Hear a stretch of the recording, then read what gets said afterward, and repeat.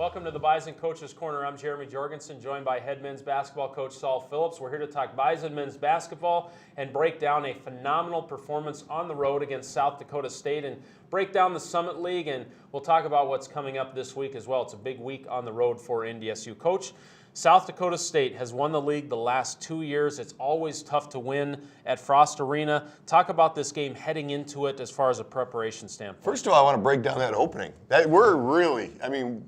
This is getting pretty fancy. Yeah, we're taking it to another level here. We stepped up the set. Certainly the personnel has done nothing but go uphill behind the cameras here. And wow. That's and you guys stepped up your play. I think it all mirrors each other. Yeah, it's all coming together as a nice package. Yes. It was an extremely hostile environment. Certainly they're not used to losing.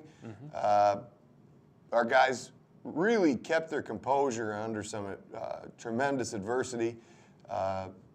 I thought we played pretty solid tip to tip and, got a hard-earned win. They're going to beat a lot of teams at their place before the end of the year. Hey, before we roll the highlights, how different are they without Walters? They were more of a perimeter team, not necessarily a physical team. Have they changed their identity? Are they still trying to find out what they are? Much more physical, no question about that. Walters was a guy that had the ball in his hands about 85% of the time. So you take that guy off the floor,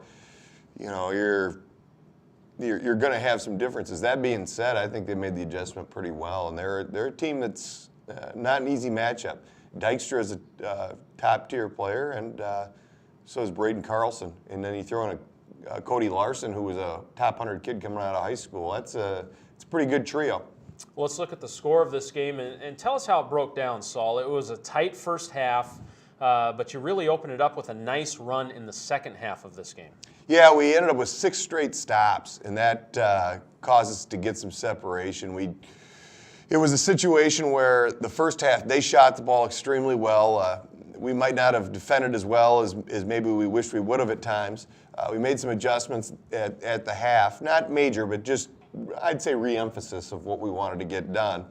And it worked out where we got a bunch of stops early second half, built a lead, got it up to as many as 15, and then had to withstand a pretty good run by them, which you knew was coming. There's been so much talk about Cody Larson. He was at Florida, a big-time recruit. He comes back to South Dakota State, but Marshall Bjorklund pretty much had his way with him, didn't he? I'll take Marshall over anybody in the league at the center, and that's not a knock on any other center. I just think Marshall's as good as centers played in the league for a long, long time here. So good finishing around the hoop, but in a game like this, they doubled him quite a bit, and just the doubles that he drew and how a team that's used to playing together can play out of that and maybe get some other people some shots because Marshall's drawn a double. It's a pretty cool trait to have. Marshall Bjorklund is leading the nation in field goal percentage. He's a great kid. He's been a tremendous leader for this team by example. Not a real vocal kid, but he leads by example.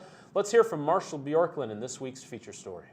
With a record of 15-5 this season, the men's basketball team certainly has a few key players. One of those players is starting center Marshall Bjorklund. Bjorklund in deep, powers through the lane left to right, the fadeaway right hand hook, count it! Marshall Bjorklund with 22 points. What people don't realize is Marshall's a really good post player. He got very different variety of post moves. I don't see one that he favors the most, but he can go either shoulder, and he's just a very good post player. Bjorklund leads the NCAA in active field goal percentage at 67% and leaves opposing defenses scratching their head when it comes to stopping his go-to move. That's the thing. I don't know if he has one, Morgan. His ability to just keep people off balance. He can score. You talk usually about a post player that can score over the left shoulder or the right shoulder. He can do that. He can do either one. He's got some up and under moves. Like I said, this year he's added the 12 to 15 footer to his repertoire. So that's what makes him very difficult to guard. Growing up on a pig farm in Minnesota, Marshall has been able to apply some of the things he learned there to the basketball court. Learned a lot of life lessons on the farm. Learned how to get yelled at and how to take some criticism from your elders and stuff like that. So it was a big advantage. But one thing he didn't learn how to do on the farm. I'd probably get called for a foul if I do some of the things I did to the pigs. And the Bison certainly don't need Bjorklund in any foul trouble. Reporting for Bison Coaches Corner, I'm Morgan Lubin. Hey, Saul, Talk about the pig farming aspect of Marshall and his dad, and kind of wrap that all together and how it's helped him become a great basketball player. Well, he talks about getting yelled at, and he might have gotten some stern words from his father, Dale, but he idolizes his dad. I mean, idolizes. In fact, in the press conference after the South Dakota State game, he was wearing his Team Dale shirt. His dad battled cancer back when he first got to campus here, and his dad is his role model. There is no question about it. Very special family.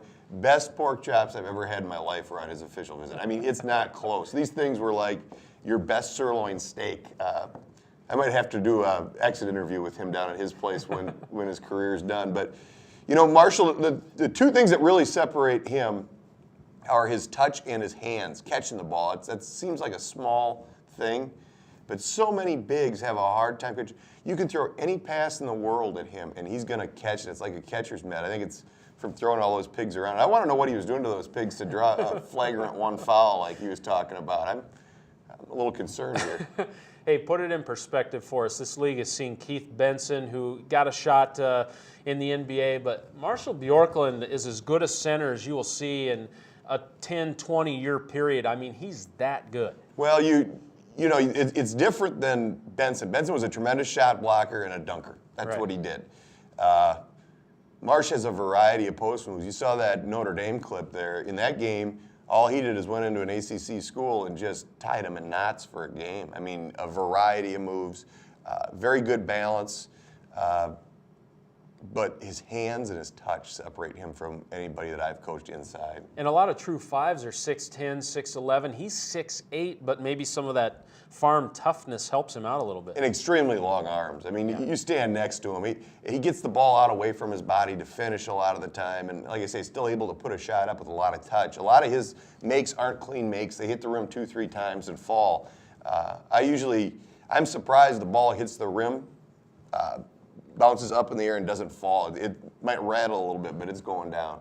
Hey, Saul, this tough three-game road trip continues now. This is a key three-game stretch. You started it off 1-0 with a big win at South Dakota State, but now two tough road games at South Dakota. They're kind of reeling a little bit, but always a tough place to play. Then at Denver, Denver seems like they're starting to figure things out a little bit. Denver's very talented. South Dakota starts out 3-0. That gets your attention right away. It certainly helps going into these next two games with the first win under our belt. You know, I figured going into this thing, realistically, 2 or 3 would be a pretty good record. Now you get greedy. Now you say it's all 3. But South Dakota's first, and we played very well against them last year. They've got a new coach. They've got a new point guard who rolled his ankle. I don't know if he's going to play or not play against us, but certainly we'll prepare as if he is. And give fans out there a little snapshot of Denver. It's their first year in the league. A lot of people have not seen them. They play slow, a lot like Western Illinois. They beat Colorado State and Wyoming this year. Talk about their style and what they bring to the table a little bit. They're a team that, with almost an identical roster, just ripped through the WAC last year and won that regular season convincingly. They've had some struggles early on this year, but seem to be putting it all together. They went down and put a pretty good hurting on Western Illinois. From the beginning, a lot of people said it was us and Denver fighting for a championship, and it certainly looks like it's moving toward us two, Fort Wayne, maybe South Dakota in that mix as well. That's the direction we're heading here. So get every win you can and buckle up because it's going to be a bumpy ride home. Hey, good luck to you, Saul. Thanks for your time. Thanks. All right, 790 KFGO this week for both games at Vermilion and then at Denver. Thursday night television is on Midco as well. We'll recap these games for you next week here on the Coach's Corner. Have a great week.